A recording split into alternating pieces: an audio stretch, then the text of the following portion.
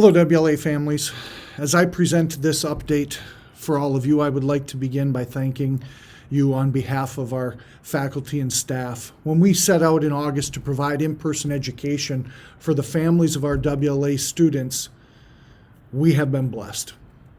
We have been so blessed to be conducting those in-person classes and learning now for more than 9 weeks at the Academy.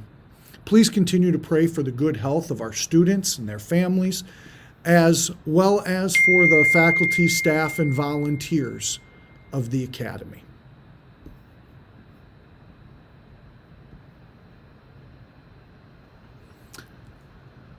Let's begin by reviewing our operation plan objectives that we put into place this past August.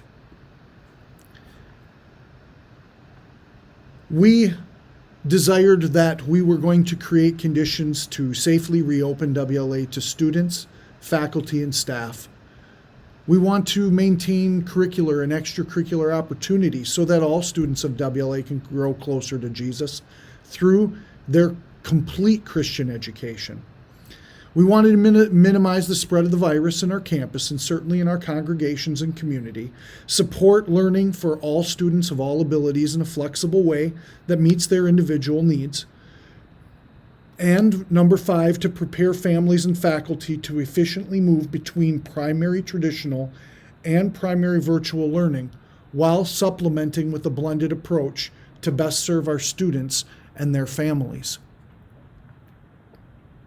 As we continue to plan to operate in the most efficient way during this pandemic, we consider family realities as we enter the holiday season. The reality is that families will travel and that others will travel to the homes of our families this season. WLA does not believe it's our place to tell our families not to travel or host during this season, but we understand that this reality will increase the chance of COVID affecting in-person learning at WLA. This, along with the rising numbers in our country, in our state, and locally here in our county, it's led us to consider how we might best mitigate the spread of the virus. In these conversations with health and school leaders, we struggled with the reality of bringing 300 plus students back together in person immediately following the holiday breaks. Therefore, the following plan is proposed to handle the first semester and the beginning of semester 2. The plan is being communicated to you in advance for your information. The plan's been discussed among our faculty and our leadership and is scheduled for a final discussion and final ratification at the Executive Board of Directors meeting on Thursday, November 12th. Although our e-board is aware and has had the opportunity for their input, and they've had the opportunity to discuss it, at this meeting, they will determine whether or not we will move forward with the alternate plan and adjust our learning calendar, or they will decide if it's in the best interest of our students and families to continue with our previously published calendar. So therefore, that decision will happen on Thursday, November 12th, and the decision regarding our calendar will be communicated to you on Friday, November 13th.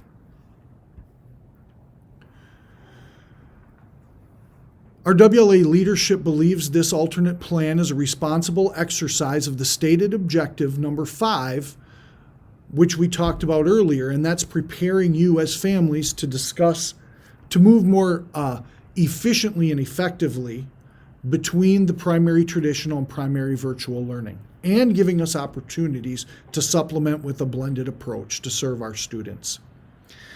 Take a look at the holiday calendar. We plan to have in-person classes conclude then on Friday, November 20th, and then we will have 2 virtual in-person flex days for learning support to take place on Monday and Tuesday, November 23rd and 24th. It is our desire that all incomplete items to that date will be made up prior to virtual instruction.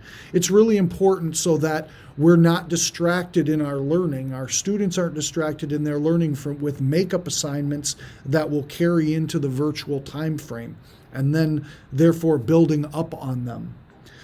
Then we will have the Thanksgiving break. on that Wednesday through the following Sunday, and virtual classes will begin then on Monday, November 30th. Those virtual classes will go on for 2 weeks.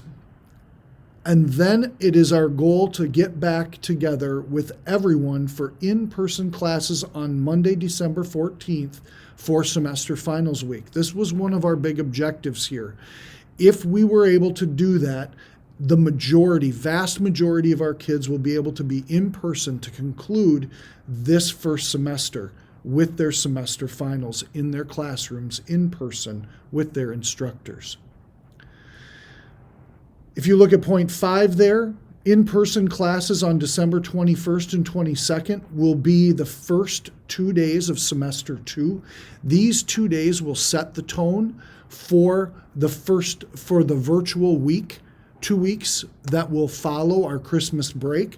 So our kids will have the opportunity to meet with their teachers and begin planning for that virtual instruction for those 2 weeks of semester 2. Christmas break then goes for December 23rd through the 3rd of January, and those 2 weeks of virtual instruction will begin on Monday, January 4th. Those 2 weeks will go until we come back together in person, resuming on January 18th.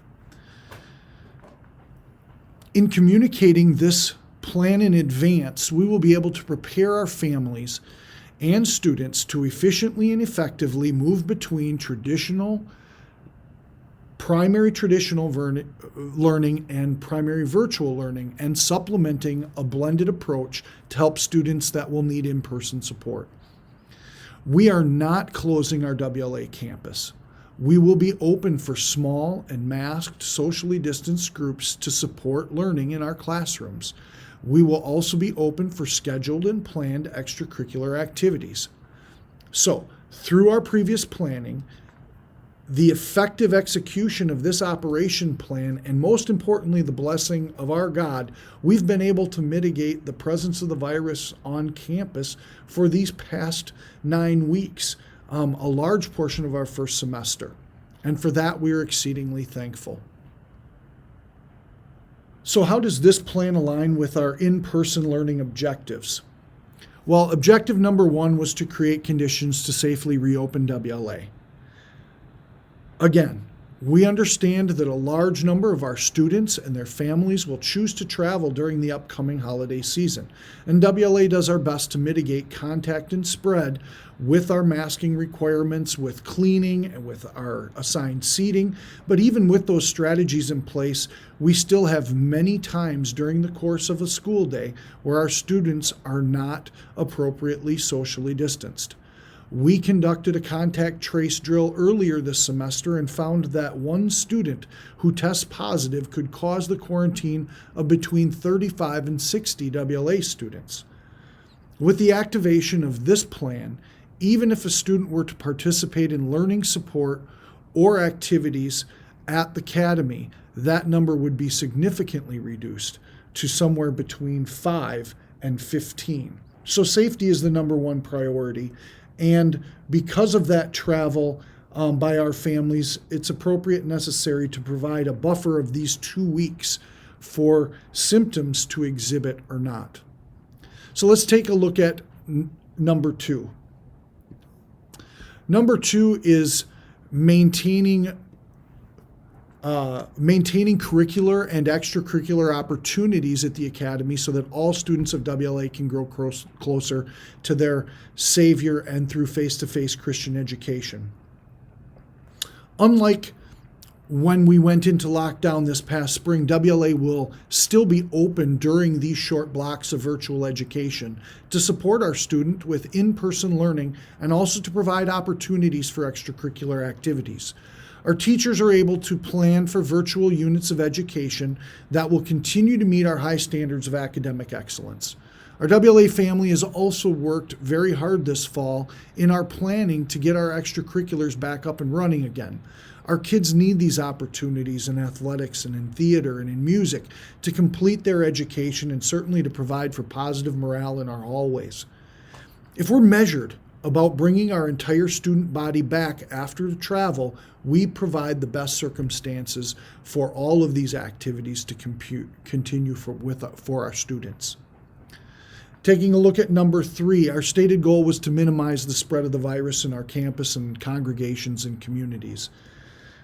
As it's stated in number 1, or previously, a virtual learning buffer allows symptoms to exhibit themselves so that we're not rushing back into in-person learning and compromising the health of our families, our congregations, or our communities. Many of our neighboring school districts have struggled with in-person education and have even had to react to outbreaks in their communities by closing school for weeks at a time. It's our hope that by being proactive in this situation, we can limit the educational impact of the positive cases.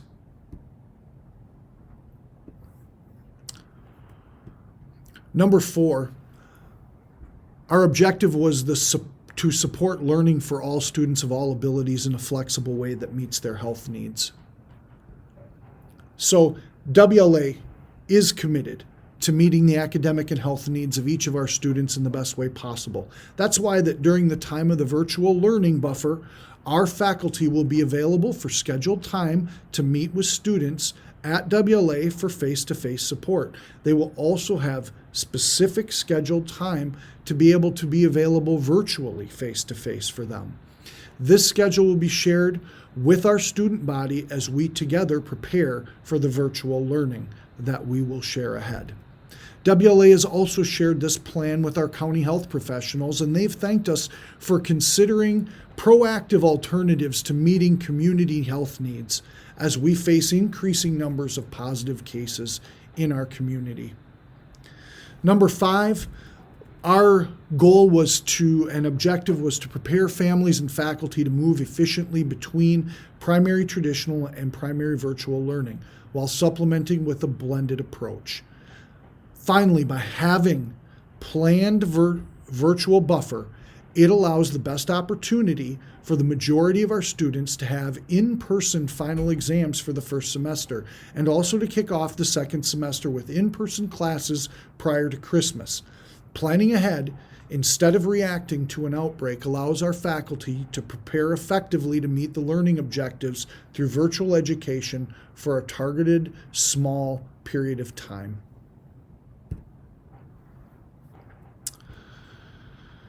Throughout the process of coming up with this alternative calendar, we have had input from many different stakeholder groups. We've thoroughly shared and discussed with administration, faculty, parents, our Lutheran Elementary School administrators, Staff and Student Services Committee, and also our governing executive board of directors over the past 3 weeks. Our WLA family has been embarrassingly blessed over these past 9 weeks of in-person education. When other districts and schools have closed or have not even opened at all for in-person education, we've been blessed with good health and a selfless commitment to keeping students home when necessary and purposefully monitoring daily health. So what does success look like? To me, success in this situation has 2 objectives. The first one, the vast majority of our students will be in person for the conclusion of the first semester and able to participate in their final exams together with their teacher in their classrooms. And secondly, the vast majority of our students will successfully participate in their classrooms in person for the balance of the second semester, while enjoying all of the extracurriculars and activities that are planned for our student body leading up to and concluding with the in-person graduation of the class of 2021. Thank you. Thanks for taking the time to view this video and hear the alternate plan explained. The operation plan update is attached to the email you received with this video link. And this video is a summary of pages 8 and 9 of that plan. May God continue to bless your family with good health during these times of uncertainty. And may our Lord also bless our country, providing us all exactly what we need for our good and for His glory. Do not hesitate to respond to this email. containing this video link with any questions that you have, and I will get back to you by the end of the day on Tuesday. God bless and have a great weekend.